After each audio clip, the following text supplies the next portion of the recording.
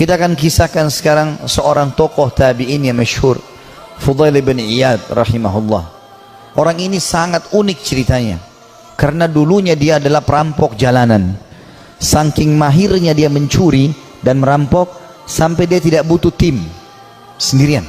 Dikatakan dalam kisah ini, Fudail bin Iyad sendirian, tidak butuh orang-orang lain untuk membantunya. Dan setiap kali ada kafilah mau lewat di tempat Fudail, pasti mereka ketakutan, lebih takut daripada melewati tempat yang lain, karena Fudail bunuh, ambil hartanya. Dan dia satu orang bisa mengalahkan sekian banyak orang dalam duel dan berperang. Sampai satu waktu ada satu kafilah, satu malam Fudail bin Iyad lagi nunggu-nunggu, ada mangsa yang lewat, dia ingin mengambil dan merampok dari mereka. Ada kafilah yang lewat, berbicara satu sama yang lain, dan Fudail mendengarkan, jangan kita lewat jalan sini, karena ada Fudail bin Iyad, nanti dia akan mengganggu kita dan tidak bisa kita selamat dari dia. Bagaimana dengan keadaan keluarga dan harta kita? Dengan kalimat ini yang didengar oleh Fudail, Fudail mengatakan, begitu takutnya manusia padaku. Maka dia pun mengatakan, mulai hari ini ya Allah, aku berjanji aku tidak akan pernah mengganggu orang lain lagi. Dalam riwayat yang lain, Fudail lalu keluar, lalu menemui mereka, lalu mengatakan, akulah Fudail bin Iyad yang kalian sebutkan tadi. Dan karena perkataan kalian tadi, aku merasa aku telah menakut-nakuti manusia. Maka dengan itu aku akan berhenti dan tobat, dan kalian akan jadi saksi. Lalu Fudail menghormati mereka menjadi tamu pada malam itu. Mulailah Fudail menyembelihkan buat mereka hewan. Dia biarkan mereka membuat kemah di sekitarnya. Setelah dia membakar makanan, dia menyiapkan makanan buat mereka.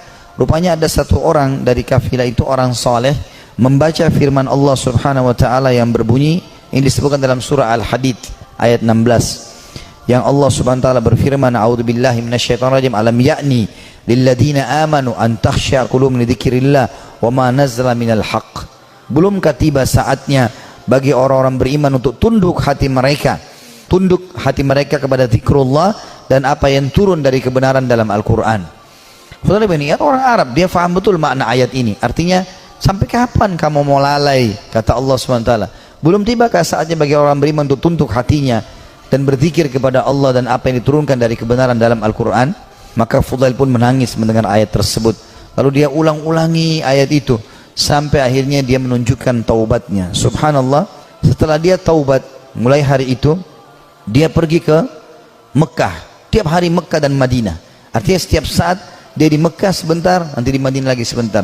Tidak pernah meninggalkan dua kota yang suci ini. Dan kata para ulama, orang-orang yang pada saat itu sudah menjadi ulama, kemudian menjadi sahabat dekatnya Fudail, di antaranya Abdullah bin Mubarak, Sufyan ats-Tsauri. Ini semua orang-orang yang luar biasa ibadahnya, terkenal sekali kesolehannya. Itu mereka mengatakan, kami tidak pernah menemukan orang setakut kepada Allah seperti Fudail bin Iyad. Dia luar biasa, kalau datang dekat Ka'bah nangis kepada Allah subhanahu wa ta'ala. Kalau nangis sampai pingsan karena ketakutannya kepada Allah subhanahu wa ta'ala, dan dia betul-betul tulus. Sampai akhirnya Allah letakkan kalimat hikmah dari lisan dia. Banyak kalimat-kalimat mutiara yang disebutkan oleh Fudail bin Iyad rahimahullah, dan itu dinukil oleh para ulama. Seperti misalnya dia mengatakan sambil dia berdoa kepada Allah, ya Allah, seandainya Engkau membuka aib-aib kami, maka pasti akan kelihatan dan kami tidak akan mungkin bisa menutupinya, dan kami pasti akan dipermalukan. Dan kalau seandainya Engkau memperlihatkan amal-amal kami, akhirnya orang jadi puji-puji kami, maka kami akan binasa dan kami akan kena hukuman-Mu. Kemudian dia juga menyebutkan dalam statementnya yang masyhur setelah dia taubat, kamu berhias untuk manusia, hai Fudail, berdandan untuk mereka, dan terus saja riak, pamer ibadah-ibadah sehingga mereka menilaimu saleh. Mereka menunaikan kebutuhanmu, kemudian melapangkan tempat duduk untukmu dan bermuamalah denganmu karena mereka salah duga. Kamu buruk bila demikian adanya. Artinya orang-orang akan menilai kau seakan-akan kau itu orang soleh, padahal sebenarnya tidak. Dia terus menasihati dirinya agar jangan sampai dia lalai.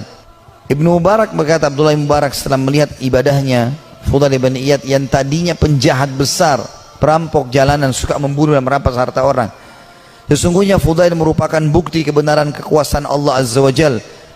Allah memunculkan hikmah melalui lisannya. Dia termasuk manusia yang dikaruniai manfaat dari amal-amalnya. Artinya ini buktinya, tanda-tanda kebesaran Allah. Tadinya penjahat besar, pembunuh, lalu dia taubat nasuha, dia tinggalkan semua kesalahannya. Allah tidak mau tahu masa lalu orang, tapi Allah subhanahu wa ta'ala menilai sekarang ke depan. Fudail berkata kepada seseorang yang bertanya, bagaimana caranya supaya bisa menjadi takut kepada Allah sebagaimana anda ini takut? Kata dia, kosongkan hatimu untuk sedih dan takut sampai keduanya dapat bersarang.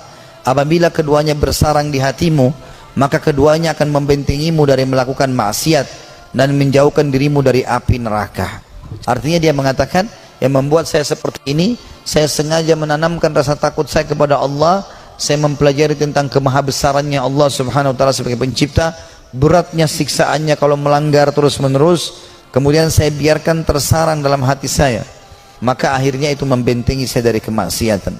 Dia juga berkata, sedih karena Allah di dunia menghilangkan keresahan di akhirat, dan terlalu gembira di dunia menghilangkan manisnya ibadah. Artinya dia mengatakan sedih karena Allah di dunia, maksudnya merasa rindu dengan surga, takut dengan dosa, menghilangkan keresahan di akhirat. Tidak akan mungkin bersatu antara dua kesedihan. Dan terlalu gembira dengan dunia, tidak pernah ada cobaannya misalnya, walaupun tidak mungkin ya, pasti manusia akan diuji oleh Allah SWT supaya dia tidak terlalu bergantung pada dunia ini. Dan terlalu gembira dengan dunia berlebih-lebihan sampai terbahak-bahak, sampai luar biasa merasa hidupnya harus selalu kegembiraan, padahal itu juga tidak mungkin terjadi, maka akan membuat atau menghilangkan manisnya ibadah. Dia juga menasihati dirinya setelah dia taubat, mengatakan, wahai jiwa, kasihan kamu ini, kau selalu berbuat buruk, namun kau mengira dan merasa dirimu baik. Kamu tidak tahu, tetapi merasa selevel dengan ulama. Kamu kikir, tapi kamu merasa dirimu dermawan. Kamu bodoh, tapi kamu merasa pintar dan cerdas. Ajalmu pendek, tapi angan-anganmu sangat panjang. Nah, ini kalimat-kalimat mutiara yang luar biasa. Rupanya setelah dia bertobat kepada Allah subhanahu wa ta'ala, Allah berikan kalimat-kalimat ini kepadanya. Wahai jiwa, kasihan kamu, kau berbuat buruk, namun kau mengira dirimu berbuat baik. Artinya amal-amal yang kau kerjakan ini masih kurang, tapi kenapa kau selalu merasa bangga? Ini dia nasihati dirinya sendiri. Karena ada orang kadang-kadang begitu, dikuasai oleh syaitan, dia merasa bangga. Saya sudah haji sekian kali, saya sudah pernah bersedekah ini dan itu, saya pernah bangun masjid satu masjid itu terus yang dibahas, apa saja semuanya dibanggakan. Maka dia menasihati dirinya supaya dia terus termotivasi mau ibadah. Dia mengatakan, wahai jiwa, kasihan kamu, kau sebenarnya berbuat buruk masih sedikit, tapi kau pikir dirimu sudah berbuat banyak. Kau tidak tahu, tapi kau menganggap dirimu selevel dengan ulama. Ini juga banyak jadi penyakit di tengah-tengah penuntut ilmu. Baru belajar setahun 2 tahun sudah merasa dirinya luar biasa, akhirnya sudah mulai bicara tentang ulama ini, tentang ulama itu, habis waktunya untuk itu. Maka semestinya seseorang menyadari, kalau dia baru belajar, ya sudah dia belajar. Sebagaimana dikatakan oleh Fudail di sini rahimahullah, beliau mengatakan, kau tidak tahu, tapi kau merasa dirimu selevel dengan ulama. Yang ketiga, dia bilang bahwa dirinya, kamu kikir, tapi kau merasa dirimu dermawan. Ya, artinya berapa banyak sih yang kau sudah sedekahin sehingga kau selalu banggakan, hai Fudail? Padahal sebenarnya kau bakhil, sedikit sekali yang kau keluarkan dibandingkan nikmat Allah yang melimpah kepadamu. Ini juga tamparan yang sangat keras bagi orang yang tadi baru sedekah sekali, 2 kali, 3 kali dalam 1 bulan, dalam 1 tahun, bahkan mungkin 10 tahun sekali, atau mungkin seumur hidup baru melakukan 1 kebaikan itu. Dari misalnya membangun sebuah masjid atau 1 kegiatan, sudah dibangga-banggakan. Kemudian dia mengatakan yang keempat, kau bodoh tapi merasa dirimu pintar dan cerdas. Ada orang juga ini kena penyakit ini ya. Begitu dia sudah belajar agama, dia sudah mulai faham sedikit ayat, hadis, maka dia rasa dirinya tidak perlu belajar lagi. Ini keliru. Kita harus menuntut ilmu sampai menjelang meninggal dunia. Dan beliau mengatakan, ajalmu pendek tapi angan-anganmu sangat panjang. Artinya banyak angan-angan yang kau bangun, tapi sebenarnya semuanya itu mengganggu hidupmu. Juga dia berkata, Fudail rahimahullah, manusia paling berdusta adalah mereka yang mengulangi perbuatan dosa yang pernah dilakukannya. Manusia yang paling dusta adalah manusia yang mengulangi apa yang pernah dia lakukan dulu. Manusia yang paling bodoh, jadi kalau dia pernah buat dosa dia ulangi lagi, berarti dia manusia paling dusta, karena dia sudah tahu salah tapi kenapa dia lakukan. Lalu dia mengatakan manusia paling bodoh adalah manusia yang memperlihatkan amal kebaikannya.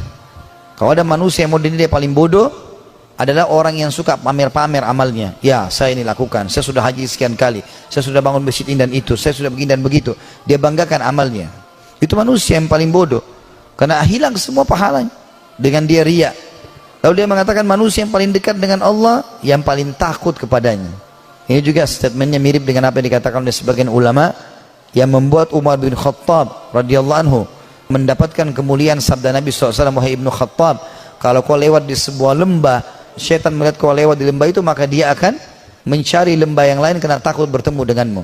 Kata ulama, syaitan takut dengan Umar bin Khattab, padahal Umar gak melihatnya.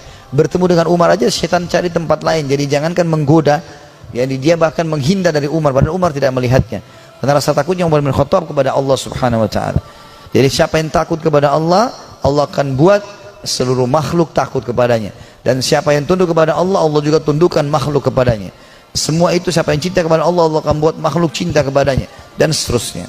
Juga kata beliau, manusia tidak akan sempurna sehingga agamanya mampu mengalahkan nafsunya, dan manusia tidak akan binasa sehingga nafsunya mengalahkan agamanya.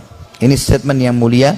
Beliau mengatakan, kalimat ini penting untuk digarisbawahi teman-teman sekalian, manusia tidak akan sempurna sehingga agamanya mampu mengalahkan nafsunya. Artinya ilmu yang dia pelajari itu menjadi patokan dan pegangan hidupnya, sehingga nafsunya diawasi oleh ilmunya. Karena ilmu agama itu mengawasi kita. Kalau kita belajar agama, halal haramnya Allah seperti bodyguard. Kita mau makan, mau minum, mau mencari pendapatan, mau bergaul, agama akan mengatakan itu boleh atau tidak boleh. Maka orang yang sempurna adalah orang yang justru ilmu agamanya itu bisa mengontrol hawa nafsunya. Dan sebaliknya, orang yang binasa adalah orang yang nafsunya mengalahkan agamanya. Dan ini semua adalah hal mendasar yang perlu digarisbawahi dari nasihat yang mulia. Ini sebagian kecil ya, banyak sekali statementnya. Hampir semua buku tentang pensucian jiwa, tentang zuhud, menginginkan akhirat daripada dunia, masalah keimanan, masalah penyesalan, itu selalu ada statementnya Fudail bin Iyad.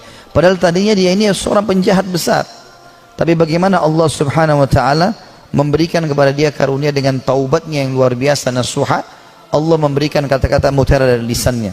Dan sekian banyak statement Fudail bin Iyad rahimahullah yang kita bisa ambil pelajaran darinya. Artinya tidak ada kata terlambat dalam bertaubat, dan kalau orang taubatnya nasuha, Allah Subhanahu wa taala akan karuniakan untuk dia kelebihan-kelebihan yang banyak.